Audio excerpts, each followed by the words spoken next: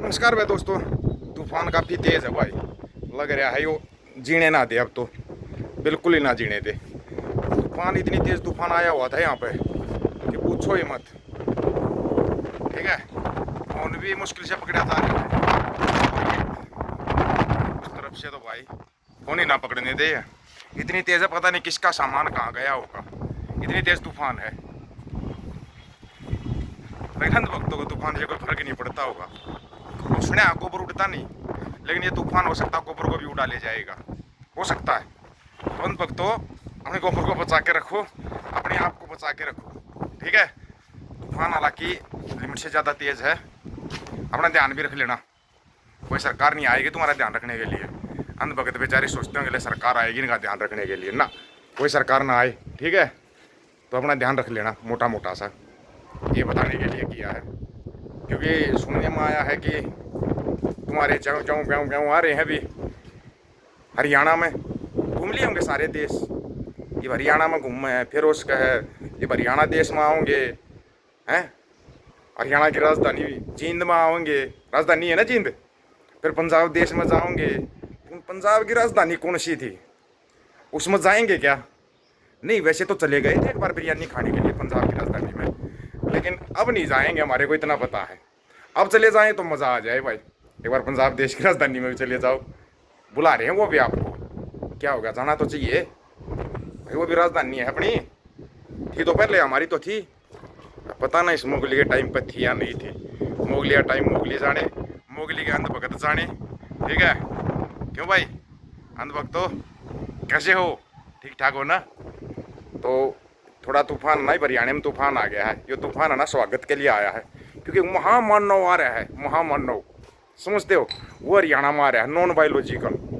तो non biological आ रहा है मेरे भाई हरियाणा में, तो भाई फिर तूफान तो ऐसा ही आएगा, आवाज़ भी फिर ऐसी साफ हो पाएगी आगे। नहीं, नॉन बायोलॉजिकल आदमी है भाई, बायोलॉजिकल होता तो हम मानते भाई ठीक है आ रहा है, चलो कोई बात नहीं है, आ रहा है तो जाना उसके स्वागत के लिए।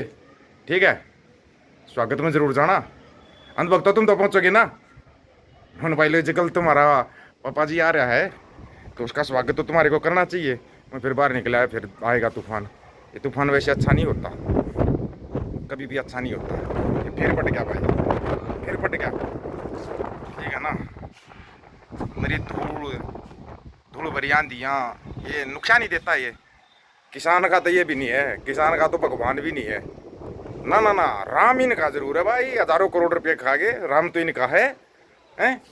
और अब काफी में लिख के गया था वो राम भी बेचारा, बेराना किन का था चढ़ गया। क्या बोल रहे थे, जो राम को लाए हैं, अब पता लगा ये राम मंदिर में ये होया है, तभी ये बोल रहे कृष्ण की बारी। और वो इनका एक मुख्यमंत्री है मेरे ख्याल में उसका, अरे यूपी का मुख्यमंत्री बोल रहा है बीजेपी के राज में मंदिरों और मठों का विकास होया। हम भी विकास ढूंढ रहे थे, विकास कहाँ कहाँ होया। अब विकास ढूंढने के लिए हमारे को मंदिरों में जाना पड़ेगा भाई, मंदिरों में जाओ विकास ढूंढो और पता लगेगा कि विकास तो यहाँ हो रहा है। अभी हो सकता है ये पंजाब का विकास करने की सोच रहे होंगे पंजाब का विकास करने की, ऐसा ही विकास करेंगे पंजाब का भी। पंजाब में क्यों बता दिया ना केजरीवाल ने बोला ना कि भाई जानकी माता मंदिर फलानी माता मंदिर है, वो मंदिरों का विकास, फिर उन मंदिरों का रुपया खाएगा केजरीवाल। ले आओ चुन लो। लेकिन मेरे को लग रहा है पंजाब में बिहार की सरकार बनेगी। एक बात बताओ, जेडीयू पार्टी कहाँ की है? बिहार की। और गठबंधन किसके साथ है? बीजेपी के साथ है।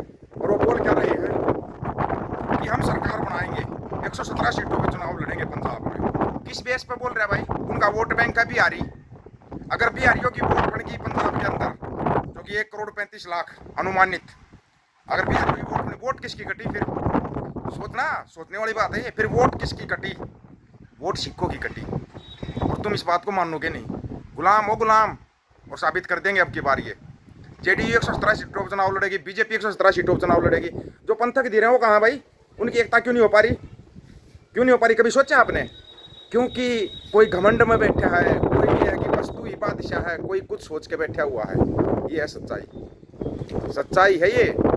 आप इस सच्चाई से भाग नहीं सकते, कभी भी देख लेना आप। सच्चाई यही थी और यही रहेगी जब तक आप अपने ईगो को, अगर आपने शत्रुघ्न मूवी देखी हो तो उसमें एक डायलॉग आता है स्टार्टिंग में ही, निर्भो निर्वैर। कभी समझा उसका मतलब? कभी मतलब समझा उसका? तुमने फिल्म भी देखी, सभी ने देखी, कभी उस निर्भो निर्वैर का मतलब समझा तुमने? कभी नहीं समझा। अब समझ जाओगे, इस चुनाव में समझ जाओगे। जब जेडीयू बोल रही है हम 117 सीटों चुनाव लड़ेंगे, 117 सीटें जीतेंगे। बीजेपी बोल रही है 117 सीटों चुनाव लड़ेंगे, 117 सीटें जीतेंगे। कमाल ही हो गया यार, कमाल से भी बड़ा कमाल हो गया ये तो। फिर भाई कहाँ हो? पंतक दिरे कहाँ है? कोई बताएगा हमारे को? बताना थोड़ा सा, कहाँ गई पंतक दिर? कौन बताएगा इसके बारे में?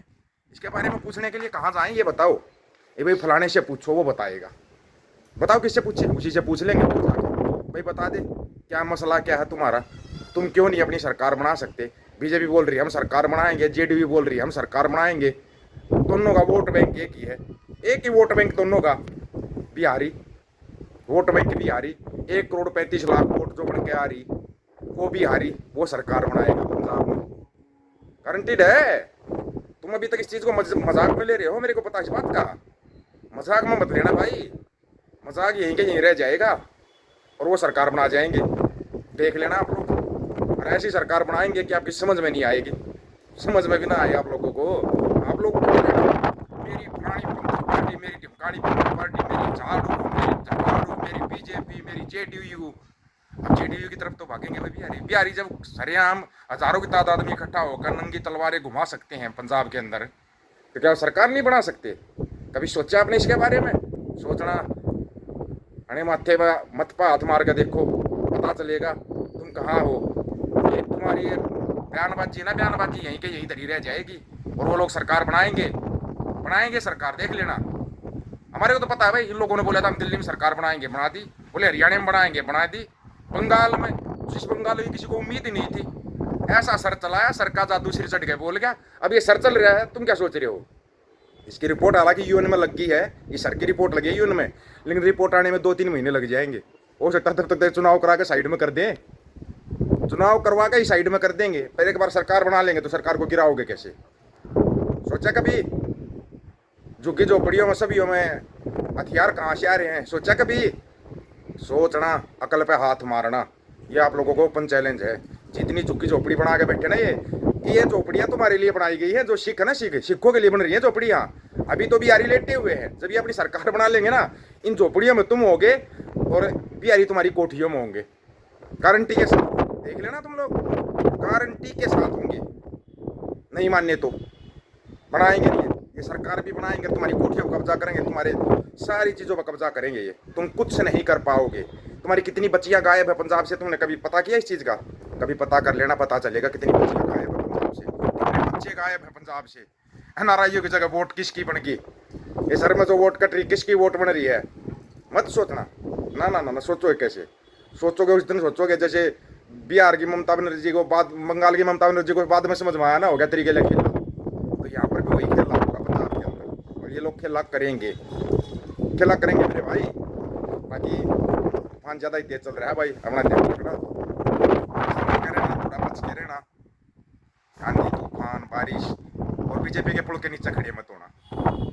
आप लोगों को क्या राय, अपनी राय रखना, आपकी राय जा रहेगा। सभी साथियों को राम राम, नमस्कार, आदाब, सत श्री अकाल। वीडियो को ज़्यादा से ज़्यादा शेयर, चैनल को सब्सक्राइब, बेल आइकन को जरूर दबाना दोस्तों। हक और सच की बात हम करेंगे, वीडियो को शेयर करने की जिम्मेदारी आप लोगों की है। गज के आखो, वाहिगुरु जी का खालसा, वाहिगुरु जी की फतेह।